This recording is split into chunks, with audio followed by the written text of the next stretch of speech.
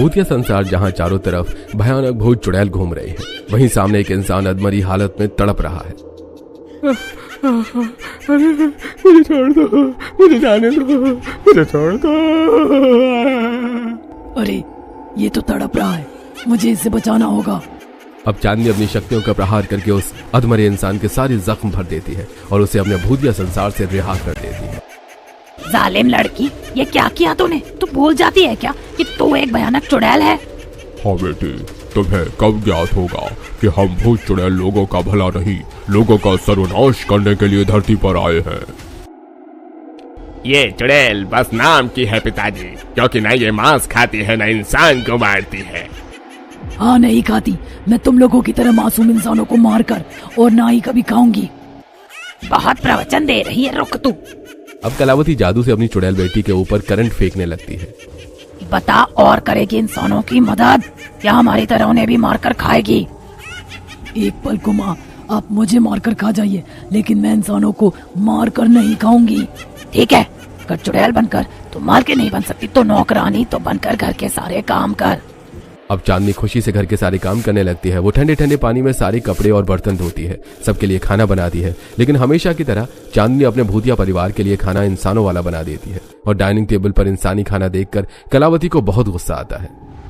ये क्या बनाकर रख दिया तूने हमारे आगे? तुझे पता है ना हम जिंदा मांस और गरम गरम खून पीते हैं। हाँ, ये क्या बना दिया तुमने दीदी? ये नहीं खाएंगे हम, हमारे लिए इंसानों का ताजा मांस लेकर आओ। बेटी, तुझे कब एहसास होगा कि तू एक भूतिया परिवार की बेटी है, जहाँ पर इंसानों को खाया जाता है, अनाज को नहीं। देखिए, ये ऐसे नहीं मानेगी, इसको तो मैं अभी बताती हूँ। अब कलावती चांदनी का हाथ पकड़कर रसोई में लेकर आती है और गैस जलाकर अपनी बेटी का हाथ उस गैस के ऊपर रख देती है।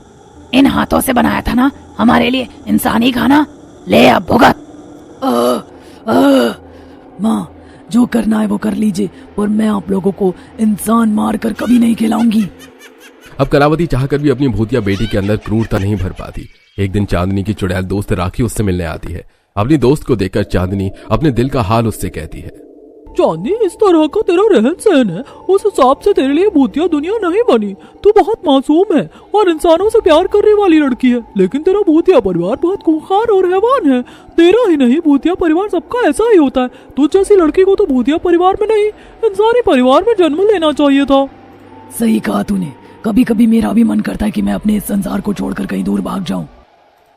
इसी तरह कुछ हफ्ते गुजरते हैं और अब चांदनी अपने भूतिया परिवार में बहुत परेशान रहने लगती है। और एक रोज चांदनी अपने भूतिया परिवार से भागकर एक खूबसूरत लड़की का रूप धारण करके इंसानी दुनिया में पहुंचती है कि तभी उसकी टक्कर कार्तिक नाम के लड़के से होती है। सॉरी, आपको लगी तो नहीं? नहीं, मैं ठीक हूँ। आप कौन हैं? मैंने आपको आज से पहले कभी नहीं देखा। वैसे आप बहुत सुंदर भी हैं। जी शुक्रिया, मैं यहाँ नई हूँ और छोटा मोटा काम ढूंढ रही हूँ। आप तो बहुत रईस घर के लगते हैं, क्या आप मुझे अपने घर में नौकरानी का काम दे सकते हैं? कार्तिक चांदनी को पहली नजर में ही पसंद कर बैठा था और अब वो जैसे ही करके चांदनी के आसपास रहना चाहता था, इसलिए वो उसे अपने घर में नौकरानी का काम दे देता है और उसे अपने घर ले आता है। अरे भैया, ये लड़की कौन है? हाँ बेटा, ये कौन है तुम्हारे साथ लड़की? आज से पहले तो इसे अपने मोहल्ले में कभी देखा भी नहीं। कौन है बेटा ये? माँ, ये लड़की शहर में नहीं है और काम ढूंढ रही है, इसलिए मैंने इसे अपने घर में नौकरानी का काम दिया है। लड़की तो बहुत खूबसूरत है। चलो ठीक है, कोई नहीं, कर लेगी यहाँ काम। अब चांदनी टाइम से सबको खाना बनाकर खिलाती है, सबके कपड़े धोती है और सबकी परवाह करती है और 2 से 3 दिन में परिवार के सदस्यों के दिल में अपनी जगह बना लेती है। तभी एक दिन उर्मिला। बेटी तो इतनी खूबसूरत है और हमारी इतनी सेवा करती है जैसे मानो हमारी नौकरानी नहीं बहू हो। इसीलिए मैं चाहती हूँ कि तुझ अनाथ को मैं अब इस घर की नौकरानी नहीं बहू बना लूं। बोल बेटा कार्तिक, तुझे ये लड़की पसंद है? माँ, मुझे तो चांदनी पहली नजर में पसंद आ गई थी। हाँ माँ, मुझे भी अपनी ये भाभी बहुत पसंद है।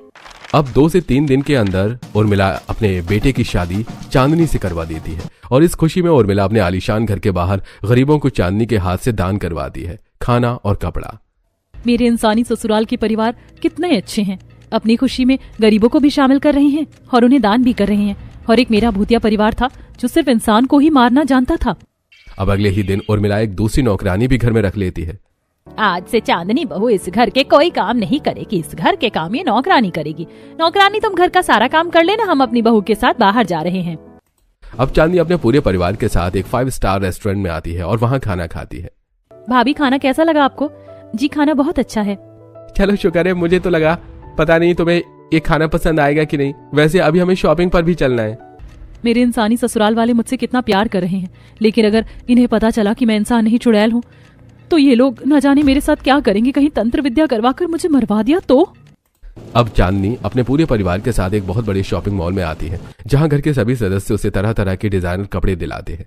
इसी तरह शॉपिंग के बाद जब चांदनी घर आती है तो नौकरानी सबके लिए खाना लगाती है। सभी लोग खाना खाते हैं और फिर अपने कमरे में आराम करने लगते हैं। तभी सबके सोने के बाद चांदनी छत पर आती है और 1 से 2 बजे तक अपना भयानक रूप धारण करती है।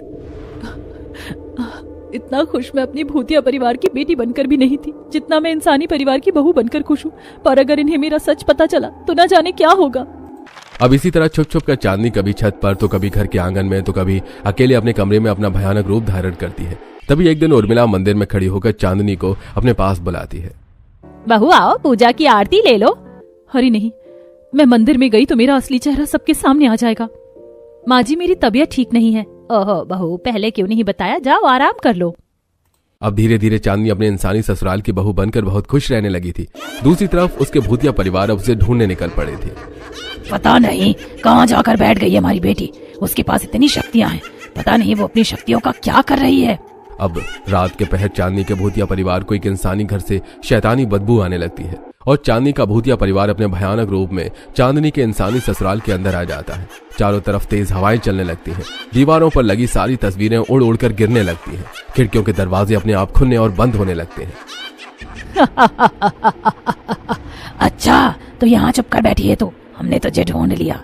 सीधी तरह हमारे साथ चल वरना हम तेरे इस इंसानी परिवार को मौत के घाट उतार देंगे। बहू ये लोग कौन है और ये तुम्हें क्यों लेने आए हैं? तुम तो हमारी इंसानी बहू हो ना। तुम्हारा इन भयानक भूत चुड़ैलों से क्या नाता है? ये तुम्हारी इंसानी बहू नहीं, हमारी चुड़ैल बेटी है। अब चांदनी अपने भयानक चुड़ैल रूप में आती है।